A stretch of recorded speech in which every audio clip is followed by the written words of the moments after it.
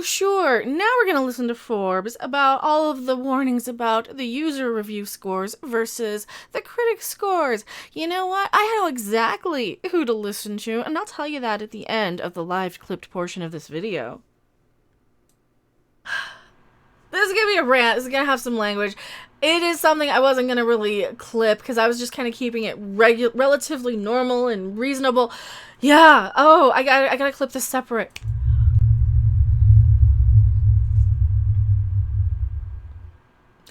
Yes, we are in the age of ridiculousness and stuff, Bowser NC17 says. We're in the age of everybody has to love everything or else.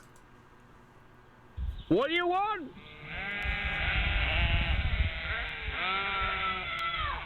When do you want it?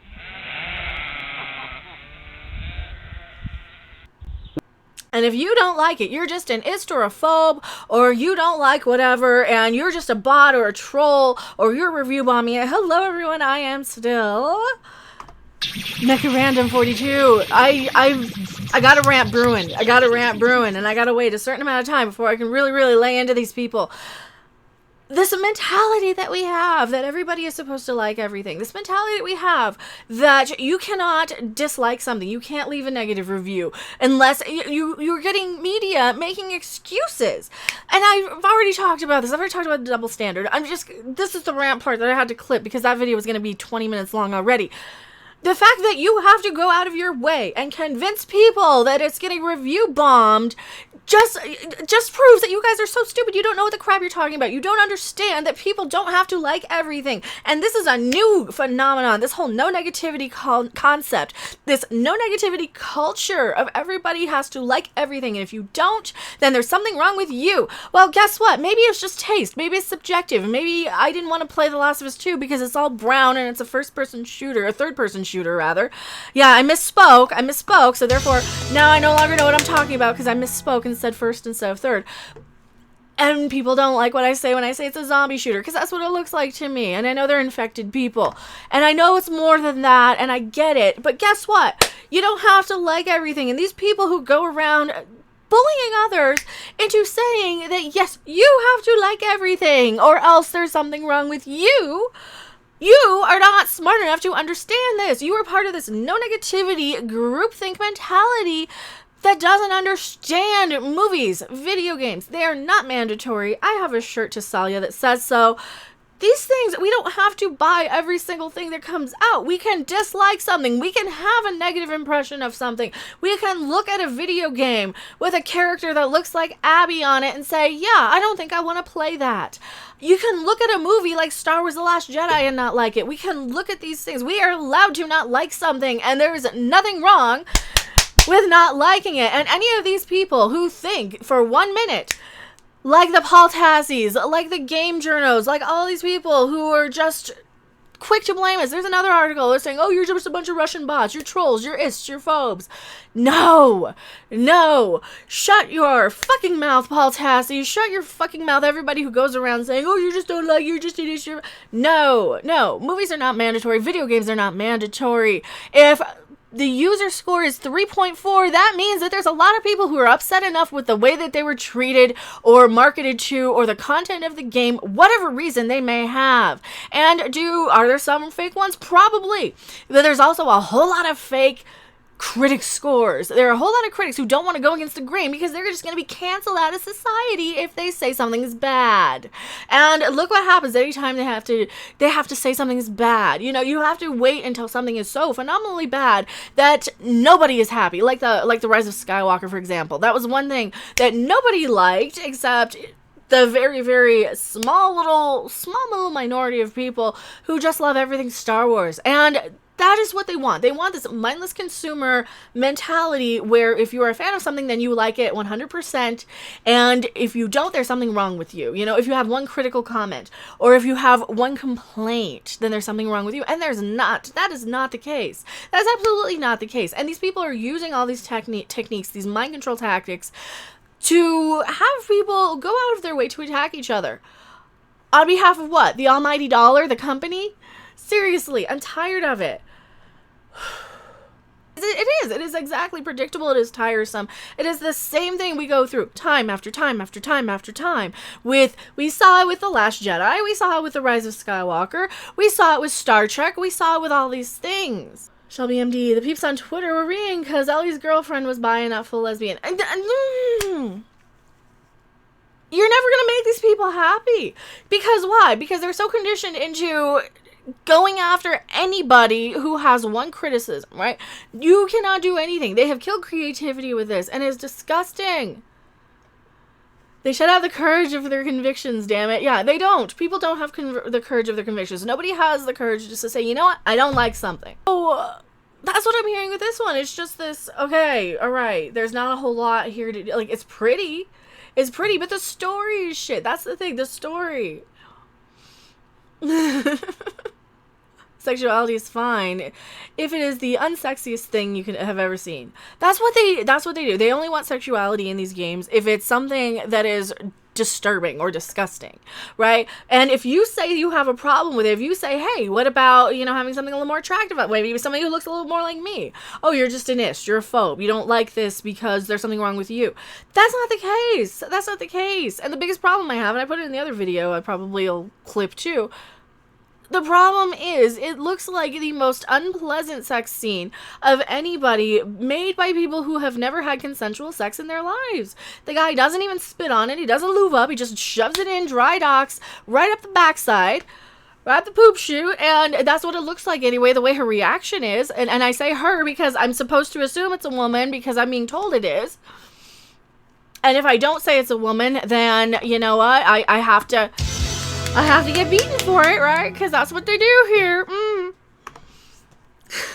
I think the shock value equals good. They're wrong. Well, the shock value is just one more technique that they use. It is one more thing that they use to get inside of your brain and break your heart so you're easier to manipulate. Because what happens if you're low, if you're miserable, you're so much more easily manipulated. You're easily swayed. You're easily coerced into the groupthink where, oh, you're part of our group. You're part of our group. We'll protect you. We've got your back. And the second one of them missteps, they get canceled and thrown out of society, and they act like it's a big deal. They act like it's a huge thing because that's the problem, because the controlling ruling class do control everything. It is a big deal. People's lives get ruined by this shit.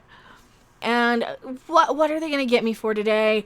It's still going to be The Last of Us 2. All right. Review bombing continues. Online discourse increases. Ugly.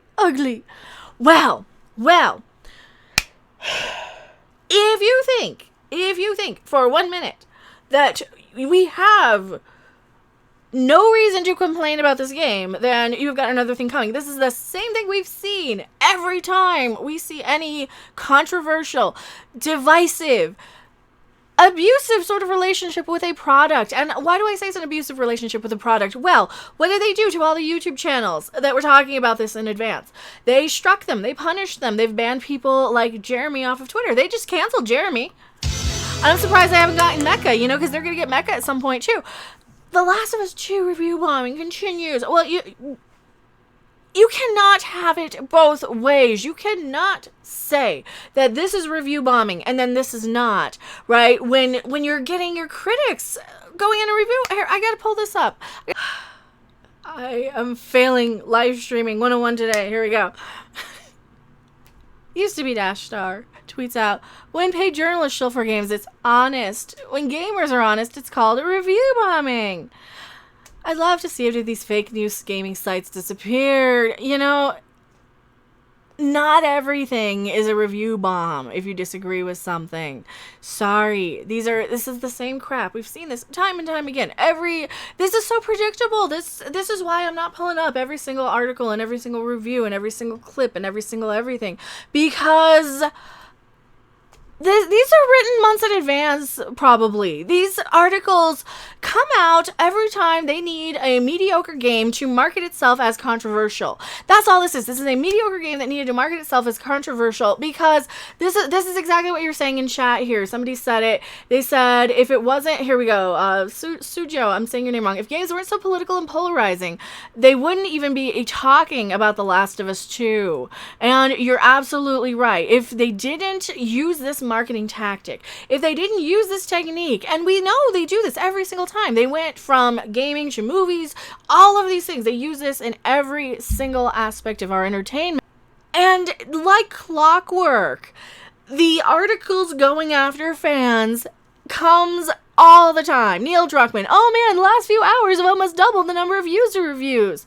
Yeah, because people are finally getting a load of what this is, and they're tired of being manipulated. They're tired of being used for your outrage marketing. We are tired of being used as a consumer base when you can't just get your crap together and say, hey, we got this cool video game, you know, without having to appease the identity politics people and without having to cower and cave to these people who don't care about the almighty dollar even. They just care about their little groupthink cult mentality. They want their groupthink cult mentality that it's us against them. If you're not with us, you're against us. We're tired of it. We keep seeing this time and time and time again. Article after article after article after article. Predictably getting review bombed. Well, Forbes is predictably going after the fan base, calling us all bots and trolls and review bombers. Again, and it's tiresome and I'm so done. Now that we've listened to my rant from yesterday, I gotta get into this one, and sorry I didn't put on makeup today, but I wanted to tackle this. It's related to that stuff. I have to tag this on. 2 warnings about The Last of Us 2 user review scores. Well, it should come as no surprise. Critics and gamers disagree wildly on The Last of Us 2, though a reason for this divide are less than clear cut. Of course, not all critics adored the game. I wrote a pretty lengthy roundup of negative reactions to Naughty Dog's latest outings from critics at Kotaku, Polygon, and elsewhere. And not all gamers hate it. That's too narrow of a dichotomy for obvious reasons. In any case, if you're reading reviews from critics or gamers right now, or following the discussion about the reactions on social media, it probably doesn't hurt to have a little more context. So let's dive in. Warning number 1, review. You know what? Who cares about all this stuff? They think they're getting into review bombs. They think they're getting into all of this. Don't listen to ridiculous backlash against gamers. Oh, really? Because I know gamers who have personally been affected and struck because they bothered to talk about this in advance. And yeah, you do want to listen to those gamers. You want to listen to the gamers. You want to listen to all of the scores. And you know what? Without even reading this article, I could go into this for days on how frustrating and infuriating these articles are. You know who I listen to, though? I listen to how many copies of these games are being traded in. And well, let's look at all the trade-ins, shall we? At least one site is talking about them. JB Hi-Fi is not accepting any more Last of Us Part 2 trade-ins. This came out June 20th, yesterday. Dear customers, in light of recent events, we've had to change a few things. We will temporarily be suspending game trade-ins until further notice. We apologize for any inconvenience. People are having a difficult time playing through The Last of Us 2 due to some of its graphic and controversial scenes and are reportedly returning the game in masses. Or they're returning it and trading it in because they finished it, because it's a 25-hour game, and what replay is there? There's another debate there, too. You've got this massively hyped game that people were striking channels left and right to avoid, spoilers, if you believe in the least nefarious narrative there, and the most nefarious, so they're just trying to get back at people who are critical. Either way you believe, they're still out there, not really the best customer service, but they're not accepting any more returns and trade-ins for The Last of Us Part 2. Now, what does that mean to me? That means so many people are done playing this game, will never play it again, are either trying to get as much of their money back as quickly as possible. Let's face it, a lot of these games, unless they have like an online multiplayer feature, unless they are selling you a service, these, especially the Naughty Dog narrative story games, drop like a rock after people finish them because what replay is there? There's not a lot of replay. And when you have a game like this that whether you like it or not, everybody I've heard who even likes this said, yeah, it's a bummer. It's a letdown. It's a disappointment that rips out your heart, right? Even if they like it, they're like, it rips out your heart. It's a bummer. It's a no fun, kick in the balls sort of game. When you get right down to the story, as much fun as they had playing it or watching it, it's still heartbreaking. And what replay is there? And I think the amount of trade-ins are just going to tell us, yeah, people aren't enjoying this game. It doesn't have a long shelf life. Tell me what you guys think in the comment section below. I am MechaRandom42, and I'll see you guys on the next video, live stream, or wherever. Bye! Thanks for watching. If you liked it, make sure to hit that like button. And if you want to see more, don't forget to subscribe. See you in the next video. Bye!